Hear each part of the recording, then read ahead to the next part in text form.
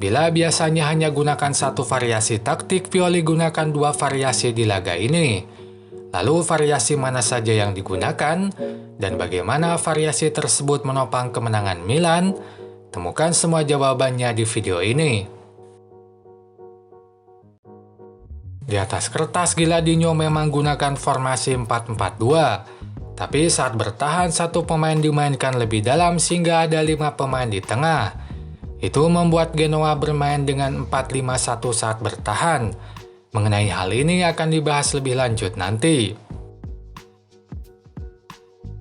Pioli tetap gunakan formasi 4-3-3. Hanya saja rotasi pemain dilakukan sehingga 5 pemain inti saat lawan Dortmund ada di bangku cadangan. Posisi mereka pun digantikan Florenzi, Adli, Chukwueze, Jovic, dan Okafor. Posisi pemain yang harus diingat adalah Calabria dan Theo karena akan dibahas lebih lanjut nanti. Saat build up, Genoa andalkan penyerang untuk alirkan bola. Maka Gudmundsson main lebih dalam ke belakang atau tengah untuk menerima bola. Itu membuat Theo yang mengawalnya mempressingnya kemanapun ia pergi. Duel antara dua pemain ini pun rutin dan vital dalam build up Genoa. Dalam duel tersebut kadang Theo yang mampu merebut bola dari Gudmundsson. Tapi dalam situasi lain kadang Gudmundsson menang duel dan itu sangat berbahaya bagi pertahanan Milan. Sebab majunya Theo membuat hanya ada 3 pemain di belakang yang menjaga 3 pemain lawan. Situasi yang tidak menguntungkan bagi pertahanan Milan. Maka di cuplikan ini Florenzi langsung melanggar Hubs karena sadar betapa bahayanya situasi tersebut.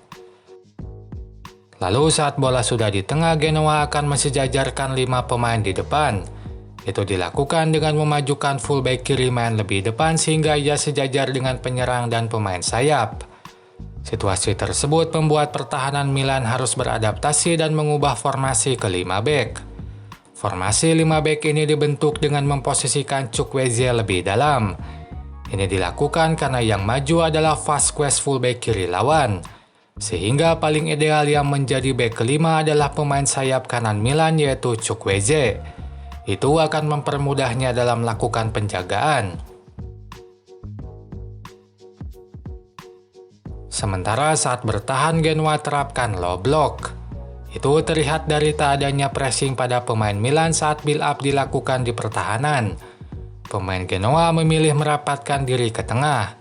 Itu membuat Milan leluasa lakukan build up dan Genoa membentuk formasi 4-5-1 saat bertahan. Mereka mengubah formasi 4-4-2 ke 4-5-1 dengan menempatkan Malinowski berposisi sejajar dengan para gelandang. Namun pola build up yang dilakukan tidak sama saat lawan Lazio. Di laga tersebut Pioli menempatkan gelandang asli di tengah saat build up. Hanya Adli yang berada di tengah sementara Calabria dan Theo di sisi lapangan. Di laga ini pola build up yang digunakan justru sama saat lawan Cagliari. Sistem inverted back kembali digunakan dengan menempatkan 2 fullback sejajar dengan gelandang saat build up. Florenzi dan Theo akan ada di tengah bersama Adli. Ini persis seperti saat lawan Cagliari, saat Milan hanya menempatkan 2 pemain di belakang saat build up. Untuk itu, kalaupun 2 fullback maju, mereka tidak maju dari sisi lapangan tapi dari tengah. Seperti saat Theo maju berikut. Ia maju ke depan tengah dari tengah lapangan dengan syarat Reinders main lebih dalam. Hal tersebut pun didukung oleh pemposisian 2 pemain sayap yang selalu melebar. Chukwueze dan Okafor selalu melebar di sisi lapangan, sehingga ruang antar bek tercipta dan itu bisa disusupi oleh pemain yang maju dari tengah seperti Theo.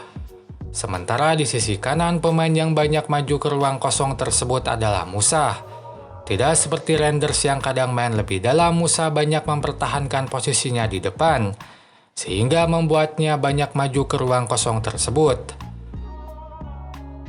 Sayang performa 2 sayap Milan, Chukwueze dan Okafor di babak pertama tak optimal. Mereka tak mampu beri kontribusi baik secara individu maupun tim dalam membongkar pertahanan lawan. Untuk itu mereka diganti Pulisic dan Leo di awal babak kedua. Namun pergantian pemain yang paling menarik adalah saat Calabria dan Giroud masuk. Sebab itu mengubah juga secara drastis bagaimana pola permainan Milan. Bila sebelumnya Milan bermain seperti saat lawan Cagliari, kini mereka main seperti saat lawan Lazio. Artinya mereka tidak lagi gunakan inverted back dan gunakan gelandang murni saat build up. Meski patut dicatat, persamaan ini tetap memiliki perbedaan pada posisi fullback dan jumlah pemain yang digunakan. Saat lawan Lazio hanya ada satu gelandang di tengah, kini ada dua gelandang yaitu Musah dan Renders. Lalu dua fullback ada di sisi lapangan saat lawan Lazio, kini Calabria ada di belakang dan Theo ada di depan. Situasi ini pun membuat dua fullback banyak maju ke depan dari sisi lapangan, tidak lagi dari tengah lapangan. Misalnya pada cuplikan ini, di kiri Theo maju ke depan dari sisi lapangan, sementara di kanan Calabria pun maju ke depan dari sisi lapangan. Untuk gol Milan sendiri itu terjadi saat build up serangan cepat dilakukan. Dari bertahan, pemain Milan segera lakukan serangan dari sisi kiri. Itu membuat Calabria terlambat maju, sehingga saat bola kini ada di sisi kanan, Musah yang mengisi posisi paling sisi. Sebab ia lebih cepat tiba di depan dibandingkan Calabria. Sebaliknya, Calabria yang baru tiba mengisi posisi Musah di tengah. Dari situasi ini, Musah lakukan crossing ke kotak penalti dan Pulisic mampu ciptakan gol tunggal Milan di laga ini. Itu saja pembahasan di video ini.